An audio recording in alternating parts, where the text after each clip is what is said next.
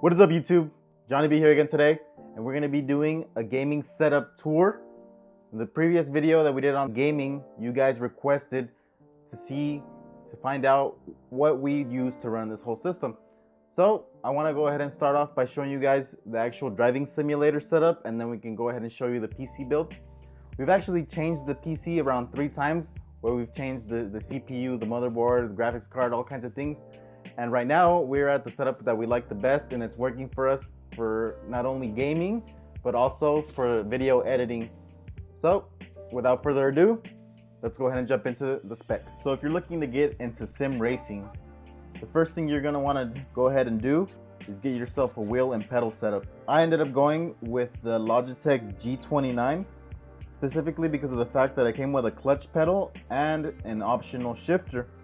So that was something I really wanted to do. I wanted it to be a little bit more immersive gaming experience, so I wanted to have that manual setup. Another thing that you need is going to be a handbrake. So if you're going to want to do some drifting or rattling, you're going to definitely need a handbrake. So I went ahead and bought a Fanatic Club Sport handbrake. This is the only one that I found high quality, and it was basically designed for your computer. A lot of the other ones that they sell, you kind of have to like custom make them, and I just wanted something that was high quality and I could just plug it in and set it up. So along with it, I ended up changing the shifter that came with the Logitech for a Fanatic Club Sport sequential shifter. So what this does is with the flip of a switch, you can make it either sequential or you can make it into a 7-speed manual with reverse. So that was an added plus over the basic one that came with the Logitech, which was only a 6-speed shifter. So this lets us mess around a little bit more with supercars that actually run a 7th gear. Another thing that I needed was 3 monitors. So you don't really need this, but I really wanted to have a more immersive feel. So I went with 3 BenQ GL2760H monitors. This makes it seem like you're in the car when you're running three screens. So it's such a good experience. It's not necessary. You can always run a bigger screen, but definitely a big added plus. So for the keyboard, I went with a Corsair K70 Lux, and the mouse a Corsair M60. So this just kind of adds to the aesthetics a little bit, makes it look a lot nicer. The keyboard is amazing, the way it feels. So we don't really use them for the simulator, but we use them to set it all up. We ended up building our PC a couple of times, but we are at a moment in time where we are comfortable with it. The PC's fast, it works perfectly no matter what game we're running, and at the same time, it makes us edit videos much quicker. Like when it renders them, it's way quicker. It just makes it so much easier to render videos for the YouTube channel. So the specs on the PC are as goes. The CPU is an Intel Core i7-7700K. The motherboard is an Asus Maximus Hero 9. The RAM is 32 gigabytes of Corsair Vengeance dual channel DDR4 at 3000 megahertz. So these are pretty fast. It makes everything run a little bit quicker. The boot drive is an Intel 600p M.2 NVMe SSD. So what this does is you go ahead and put your Windows program into it and whatever other programs you want to put into them, and this loads everything extremely fast, just making your computer that much faster. The graphics card we're running is an EVGA NVIDIA GTX 1080 for the win. We've run multiple graphics cards in the past, and it really wasn't working for us because the Crossfire wasn't compatible with a lot of games. So we just wanted to go with one really strong graphics card, and this was the choice, and it's been working great so far. Power supply for this is a Corsair RM1000i. So to cool all of these components, we are running an EK custom water cooling loop, and this thing has an actual radiator with a water pump, which is pretty amazing to see that we went ahead and put something like this into a PC when I'm just used to putting it into cars, so it's pretty cool.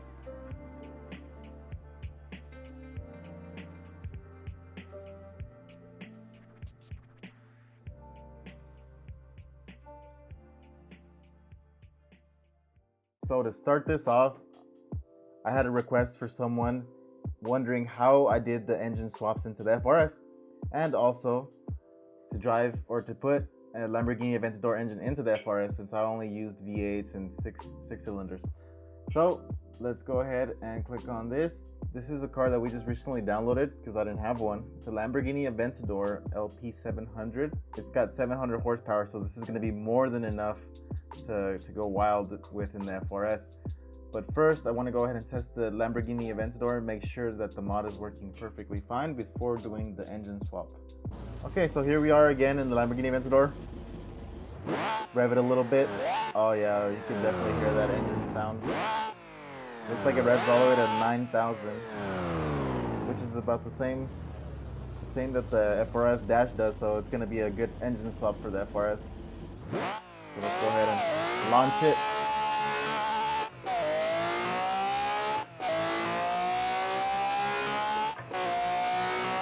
Oh, this thing is pretty quick.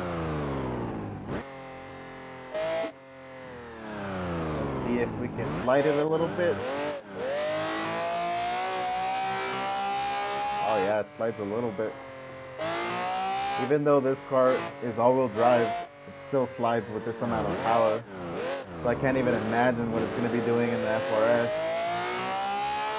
We probably won't even have any traction.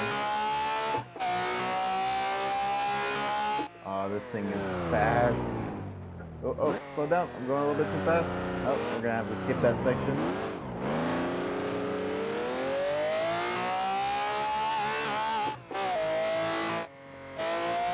This thing sounds amazing. It's like a completely different sound from any other engine. It's a supercar for you.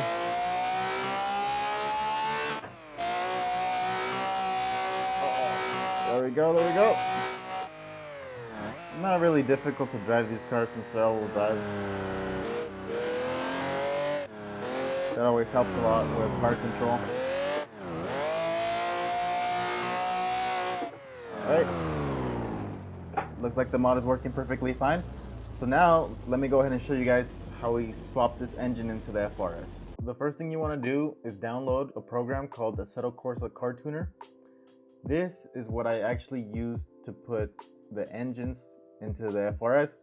So I had a guy ask me to put the Aventador engine into the car. So we're going to go ahead and do that in this video.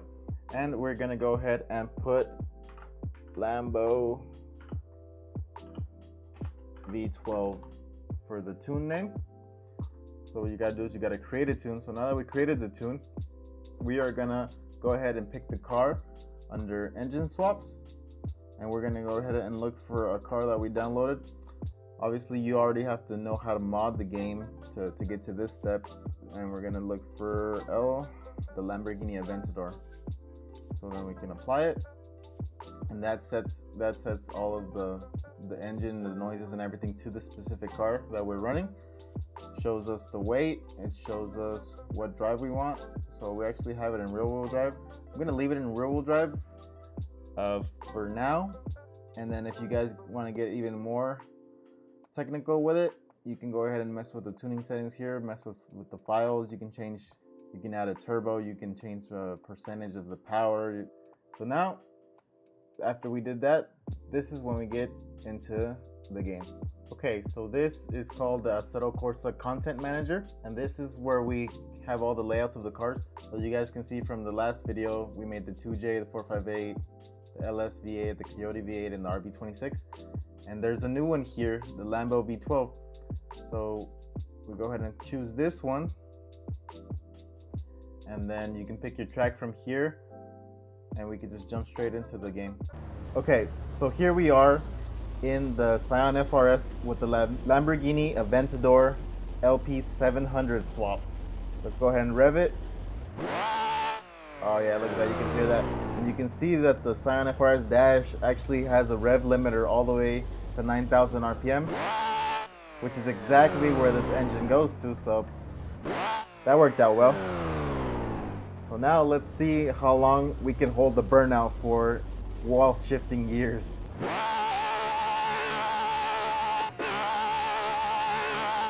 Third, fourth, fifth. This thing literally burns every single gear. So let's take it slow now. Let's see how well it drifts with this much power.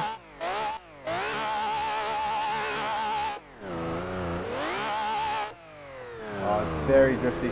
It's a lot of power for the weight of this car and obviously it being rear wheel drive, but it's definitely fun.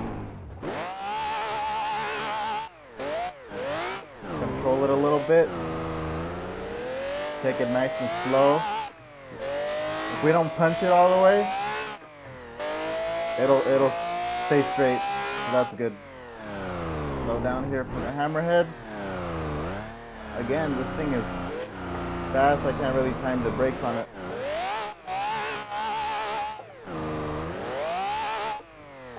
I have to be really gentle on the throttle or else it just likes to break the rear end loose, which is normal of a 700 horsepower car. But the noises it's making are pretty amazing. Look at that. Just feather the throttle. Sounds amazing. Oh, we're drifting in 4th gear. So definitely a lot of engine for the little car, but it does make an amazing noise. And someone actually swapped the V12 into one of these already, so technically this is a doable mod since there's already an FRS out there with 4 turbos and the V12, so that's pretty amazing. Driving the FRS with the Aventador engine was completely ridiculous, but it was a lot of fun.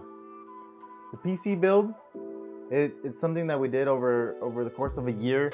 With the gaming setup, we went ahead and wanted to make it to where it would work with every single game. I hope you guys enjoyed the setup, and I hope this helps you if you're looking to do something like this, having a similar setup. I hope it gives you an idea of what we're using to run the triple screen setup, to have a simulator like this, and to just kind of enjoy it.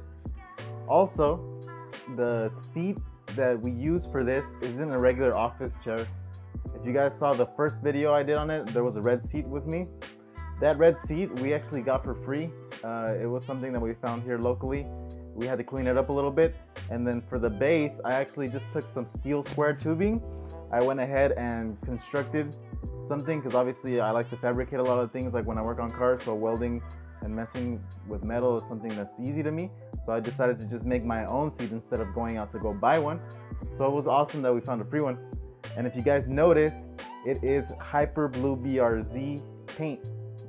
That's what we used to do it. So I went ahead and sanded it down and I painted it just like I would paint a car, and just so I could have a nice long-lasting paint job on it. If you guys like watching these gaming videos, make sure you go ahead and leave a like for me. That way I know what you guys are interested in. We can continue to do some drifting, like kind of like how you see behind me. We can go ahead and do some dirt rally, which is immersive. It's crazy to just drive through the forest, through the side of mountains, just completely drifting. But it's also a lot of fun. So make sure you go ahead and leave that down in the comments below. Also, what games you want to see me play. So I hope you guys enjoyed the video. And as always, you guys have a great day.